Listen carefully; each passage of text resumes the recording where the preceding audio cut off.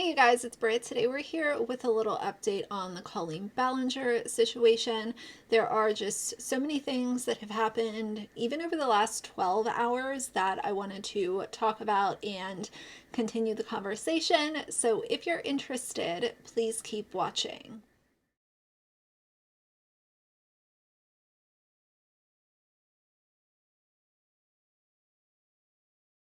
All right, you guys. So, first thing, I wanted to address something just to make sure that I'm on the same page with most of y'all. And that is this idea of how I've been talking in the last few videos specifically about. I'm really glad that people are talking about the Ballinger situation, but some of us have been talking about this for years now. And this is not about being right, because if that was the case, then I would say, oh, well, I was right about someone having trauma. Like, this is a really sad situation that kind of all of us are watching unfold in real time. It's not about me being right, because in life, there are certain situations where someone can be right about it way ahead of time. What I hope happens in the future is I hope people are more willing to listen. When somebody brings issues that have to do with parasocial relationships with underage fans, or children being used by their families to build empires online, because I cover a lot of family vlogging stuff.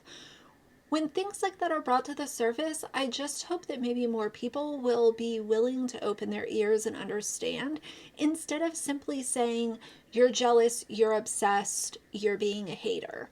That's what I hope. It's not just, me wanting to like wear some kind of badge to say, I was right, you were wrong.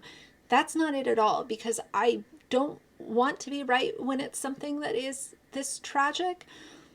But I do hope that people will be more willing to listen when people are talking about these types of things online. This was not simply just saying, well, I don't like so and so because I think they're stupid. It is so much deeper than that, and I hope that it allows the internet society to just maybe be willing to hear both sides, and maybe this will be a larger conversation way ahead of time, instead of it coming down to this, where there's been so much time that has passed and now we're finally able to have a widespread conversation about it. So I wanted to get that out of the way.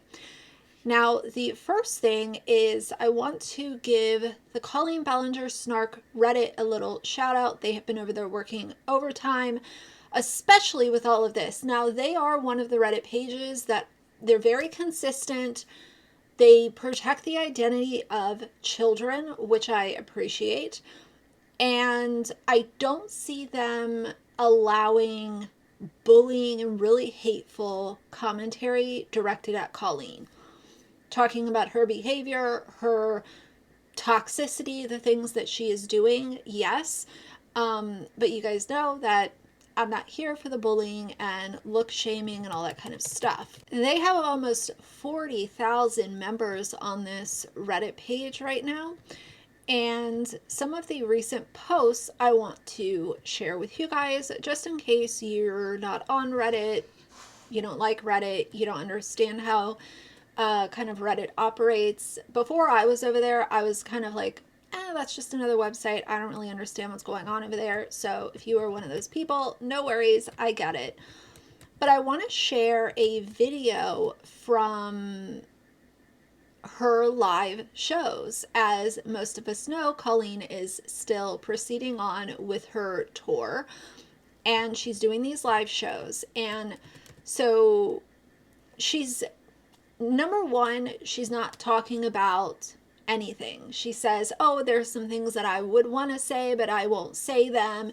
And she's just over here doing her live, laugh, love Miranda Sings skits and proceeding on with the show. Life is crazy. There's so many things to say, and I'm not going to say those things right now, but I do want to say that I am so appreciative of you guys, and I'm very grateful. Even though I already said that, I'm saying it again.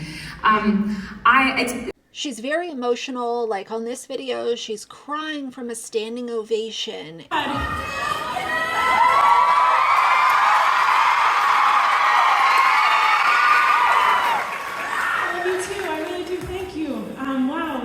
So sweet. Thank you. I love you too.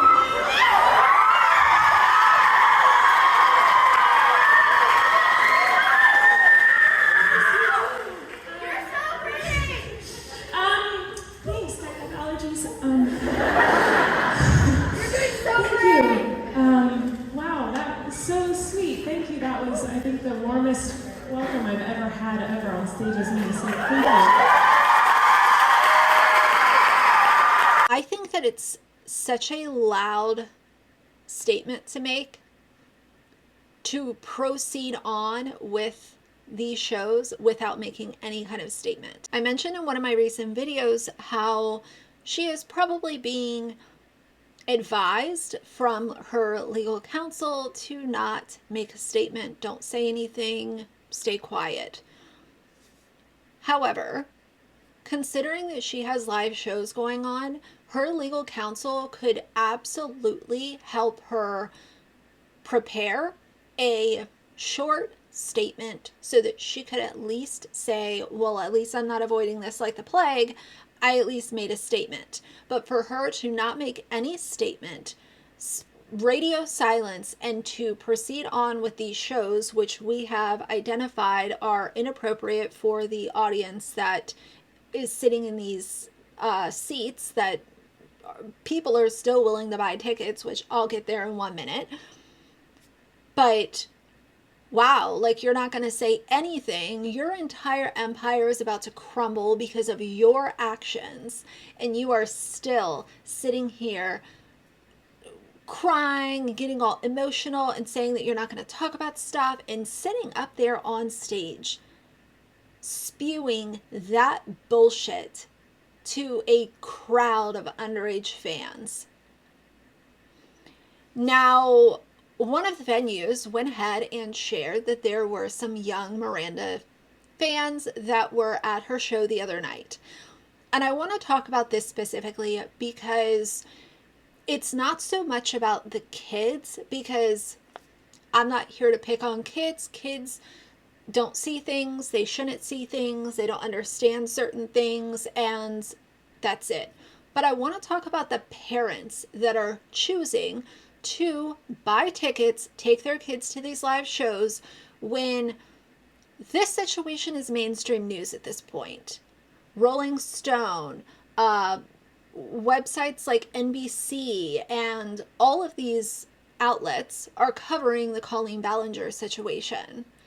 And let's just say, oh, well, you know, I didn't see it on a mainstream news site. This has gone so viral on social media, you would have to literally not even be on your phone to not have heard at least one thing about the Colleen Ballinger situation being discussed current day.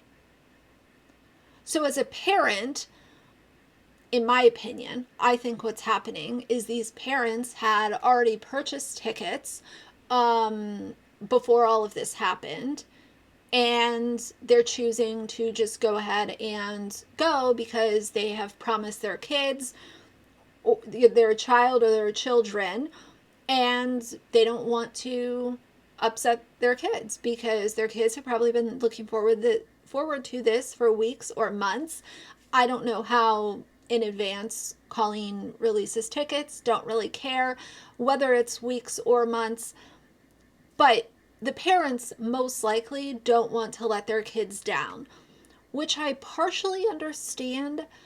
But then again, I go back to the point that your job as a parent is to sometimes do things that your kids won't understand in the moment.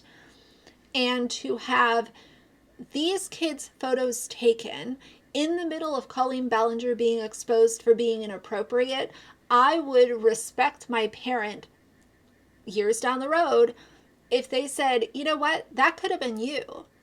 We had tickets to go to that show, but I chose to, you know, crumple up the tickets, take it for a loss, and not take you to that show because of the things that were happening publicly. I didn't want to fill you in on all of that because you were a kid. Will they be upset in the moment? Sure. But you could also fill that evening with an activity that doesn't involve supporting a child group and somebody that is inappropriate.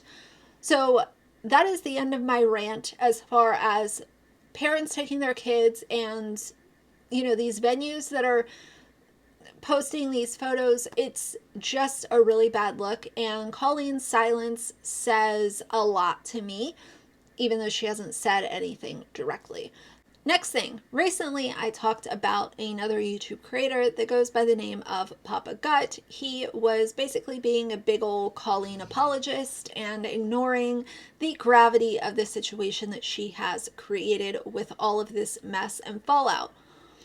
In that video, he was using the description of silly goose. She was just a silly goose. That was exactly what he was labeling her as, a silly goose. Now, Rachel Ballinger, who is Colleen's sister, went ahead and put out a vlog. And she decided in her vlog to basically say, we don't know what we're going to get into today. Silly goose. Oh my god, such a silly goose. Now, I don't know about you guys, but there are certain words that I use a lot in my normal day-to-day vocabulary. Silly goose is not one of them. In fact, before the Papa Gut situation, I can't tell you the last time that I used silly goose in my vocabulary. So for Rachel to come out with that so quickly after people were very upset with Papa Gut for labeling Colleen as a silly goose, I found to be a slap in the face, a way to say F you to the people that were saying, no, she's not a silly goose. She's a full-grown adult that knew exactly what she was doing. I felt like it was her. What she felt like was a little snarky way to, quote, clap back at the people who are fuming over Colleen right now. Evidently, Colleen is still carrying on with her meet and greet along with the live shows. And I find that to be pretty interesting. I mean, security must be higher than what it normally is. I don't even know how she's sleeping at night. I really don't. All of this is just so tragic, and it is nobody's fault but hers. Crazy. I want to talk about Manny MUA and Laura Lee's podcast that has been deleted, but people were very upset because basically, let's just listen to the clip and then I'll give you guys my thoughts. I have collabed with Colleen. I have known Colleen. We're not like, you know, good friends. I haven't spoke to her in years. When's the last time you guys spoke? Years ago. Okay. I would say I haven't spoke to Colleen in years, actively years. So, for me, people tag me in things and they're like, oh, you're bestie Colleen. I'm like, babe, I haven't spoken to Colleen in years. Like, we're not close. I do care about her as a person, you know, on a human level. You know, I hope that she's doing okay. And in this situation, like, I do feel like because she has spoken about it and she's apologized for it, I'm just confused as to why it's been brought back up. It's like the same situation. When it's the same situation. Like, are there new developments in it? I think there's like more people have come out like to talk about those messages. Got it. I think that maybe back in the day, Adam was getting shit on for it. That's what I didn't understand. Now, why was Adam getting shit for it whenever he had shown? And he shared what had happened. I don't know what all was said between him and her and Adam. Me neither. No, he was just basically saying like, you know what, this was inappropriate. Okay. This relationship in general was inappropriate. It's not cool. He spoke his piece. And I think a lot of people were not on his side about it. Got it. That was the situation. And now that there's more people coming to light about it, a lot of people are like, I'm apologizing to Adam. You know, Adam like deserves more. Okay. And so I understand, like, on Adam's side of it too, I'm like, dude, like, that is weird. So that clip to me, obviously trying to make it sound like, oh, we don't know this, you know, that happened back then, this is now, we don't know, and not so much for Laura. I felt like she was asking the right questions. But for Manny to not know anything, it would have literally, as this person said in the clip, 5 minutes of research before you jump on your podcast and act like you're uneducated and you just have no clue what's going on, as if this is all unfolding in some kind of, weird rabbit hole that nobody knows about and you don't have any access to it. I felt like it's very obvious that Manny does not want to be heavily involved in any drama right now. But here's what I will say about this. It is so important when you have been loud public friends and collabed in person and shouted each other out numerous times and had a professional, not only a professional relationship, but also a personal relationship with somebody. I think it shows so clearly the amount of integrity that somebody has, whether or not they're willing to call somebody out that they used to be friends with. And I know that sometimes, it's a case by case thing where sometimes it's just better left offline. Maybe you weren't really that close and the public has kind of a altered image of how close you guys really were. But I think a lot of times with YouTubers, they're just so scared to call somebody out that has a bigger platform than them, a bigger fandom than them. They've been on the platform longer. They have more subscribers on this channel than that channel. And they feel like, well, I just won't say anything. And as some of you guys might know, there have been YouTubers that I have been very surface level cordial with. Wouldn't even consider it to be a friend, an acquaintance, nothing. And I have been held accountable for what they are doing on their channel simply because I mentioned that, hey, I watch this person's channel sometimes. I like what they're doing. Might have had some exchanges in DM with them or over email. And it's like, then I'm held accountable.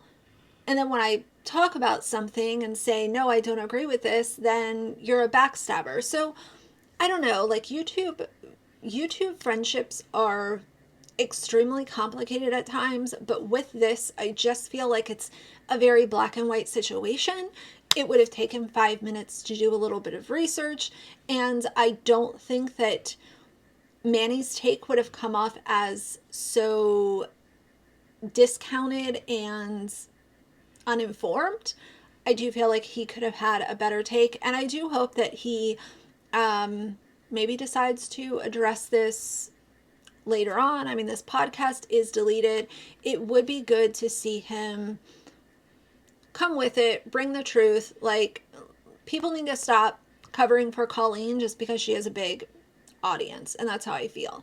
Now I want to talk about the HuffPost, Huffington Post, whatever you call it, has interviewed with Colleen Ballinger's ex-husband, Joshuadtv, or Joshua David Evans. And they went through a very public relationship, a very public marriage, and a very public divorce. Joshua tried to keep his emotions offline, but I know that,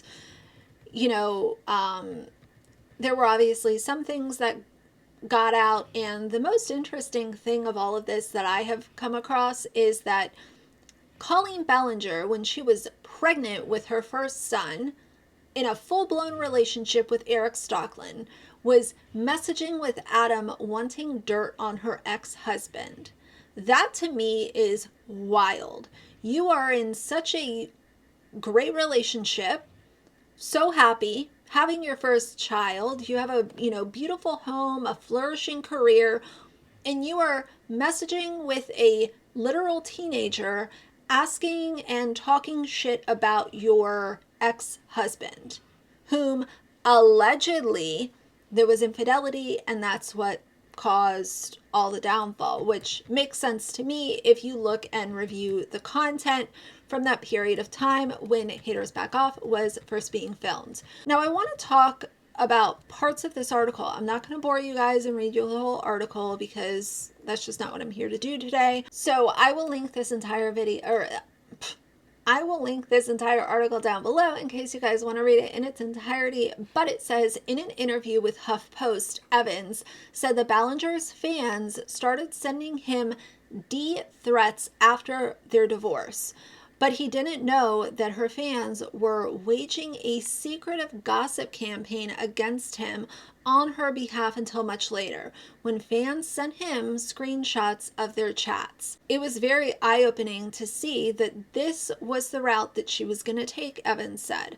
She's going to use them to be the voice for her so that she doesn't say it, so it doesn't come back to something she said online publicly.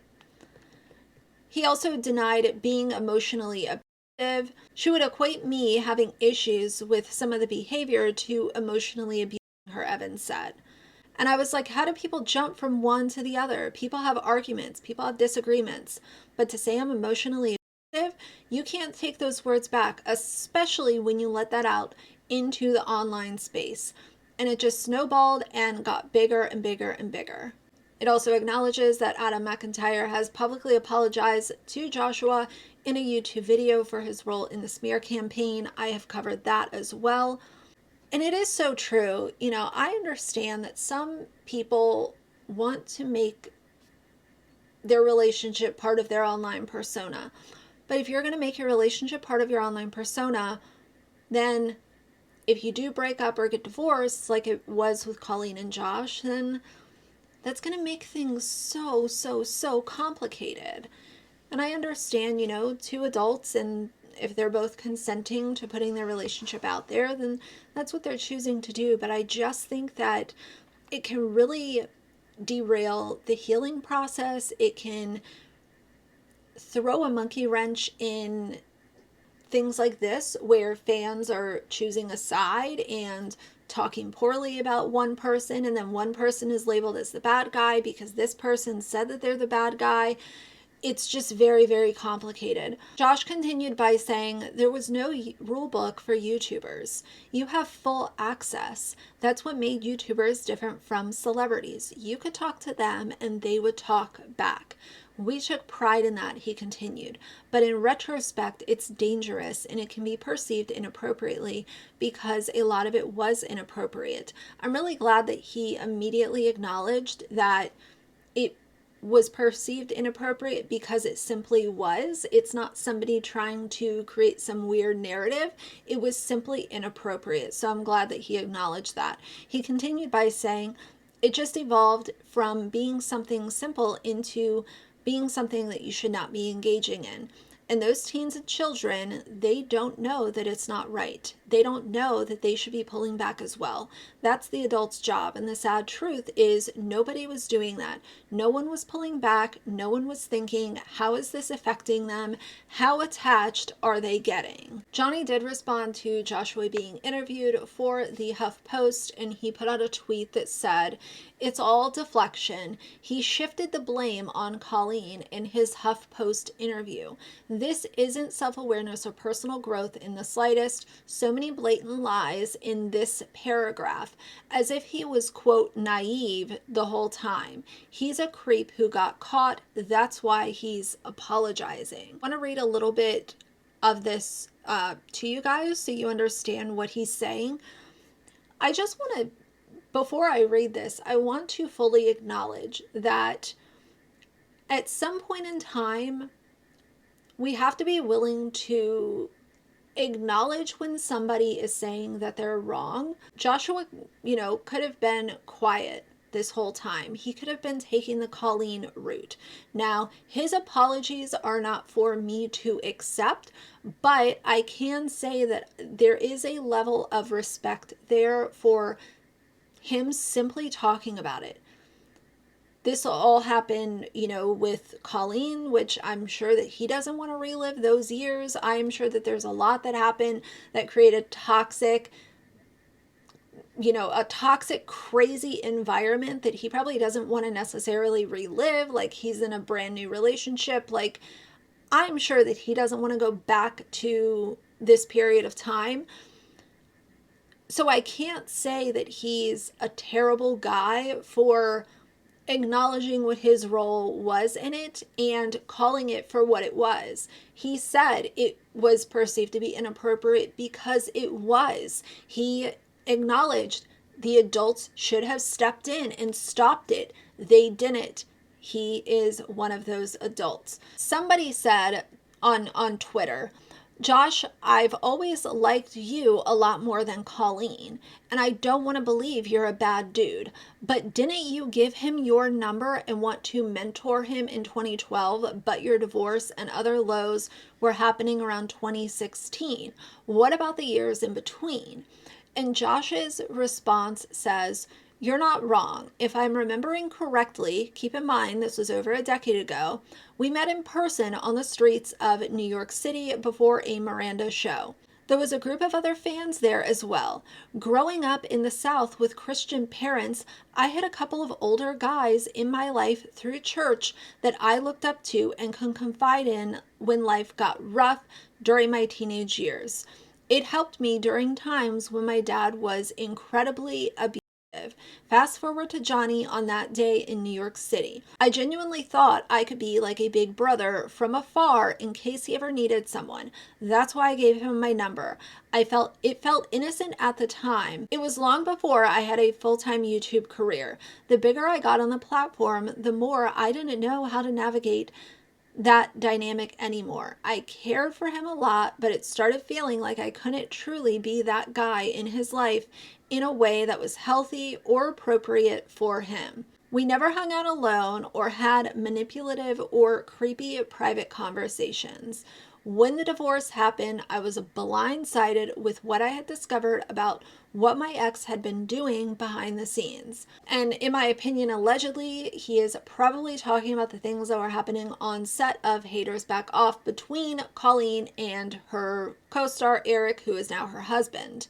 I don't remember everything super clearly from that era, but I recall seeing him interact with her positively online. I removed him from being featured on my channel and went silent because I didn't want to see anything related to her. I ghosted him without communicating. I don't regret caring about him. I also never thought it would evolve into something like this. I can see now how dangerous that kind of interaction was for him during those years. It may have felt innocent to me, but it doesn't excuse anything. It was inappropriate and ignorant for me to foster that dynamic. To this day, knowing he feels angry and hurt by me is a hard truth to face. Not once did I ever want to abuse his trust or feelings. I'll always care about him regardless of my mistakes. His feelings and opinions are valid, and I genuinely hope this doesn't deflect from that. I felt like I needed a little more context. Forgive me if this explanation is tone deaf or too much. I'm still trying to understand and comprehend how to handle all of this now that the truth about everything surrounding her is coming to light. And he closed up by saying, this is the last time I will speak publicly about Johnny. He deserves the space to do what he feels is best for himself without me chiming in. His closure and healing journey is what should be focused on. Thank you for listening to my long-winded response.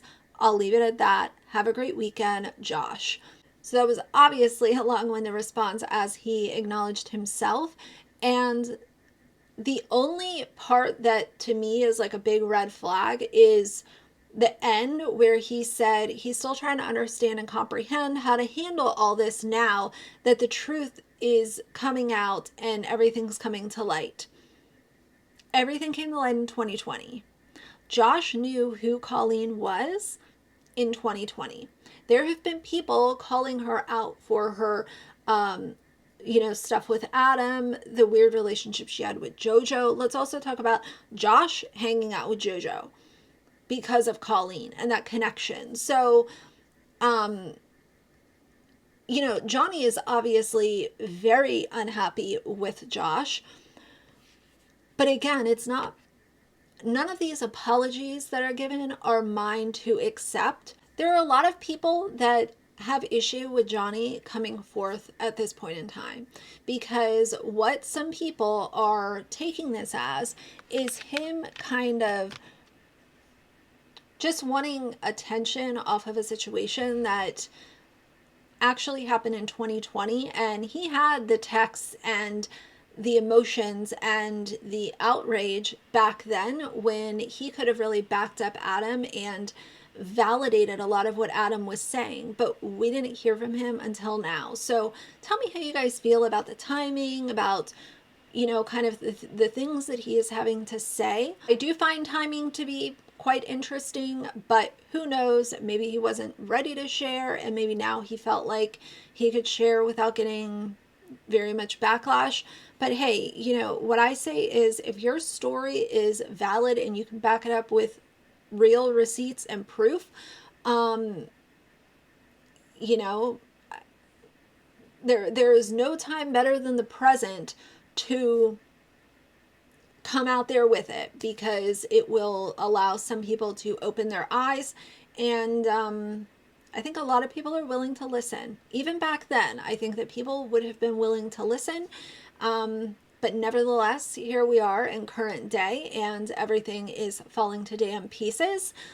But I am here to talk about it. There are some other things over on Reddit showing little clips from her show.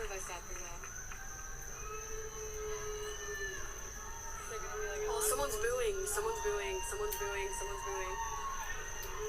Showing a photo from the meet and greet. Colleen looks very stressed out. She looks very frazzled, and I'm sure that she is, for good reason. I think that she is going to continue to be very silent about this. Who knows? It could be for 2 more weeks. It could be for 2 more days. Nobody really knows, but this definitely just locked up the whole brakes on her little empire. And I don't really know if she's going to be able to come back from this. She might, but things will never, ever, ever be the same. And at the end of the day, it will also shine a light on other people who come forward saying, I was underage and this YouTuber was being a little weird in DMs. Let's talk about it. When that time comes, we will be here to discuss it. I think that any upset that Colleen has regarding this situation, in my opinion, is probably not because she actually feels bad and feels like a terrible person for her role in making this mess. I think that she is probably very sad because of the monetary, you know, this sledgehammer is going to like slam down on her main revenue source, and more people are onto her, and it will dwindle the amount of people that are willing to buy her merch, watch her videos, and attend her live shows. She has to be fully well aware that that is coming. It's already started, and it will only get worse. And what has she done? Been quiet. Again, even if it is at the advice of legal counsel, they could have worked with her if she went to them and said, you know what, I have these live shows. I really want to put out a statement to simply acknowledge what's going on, surface level. It can be 5 sentences. I need to say something because me as a human being silent, I don't like the way that this is making me feel.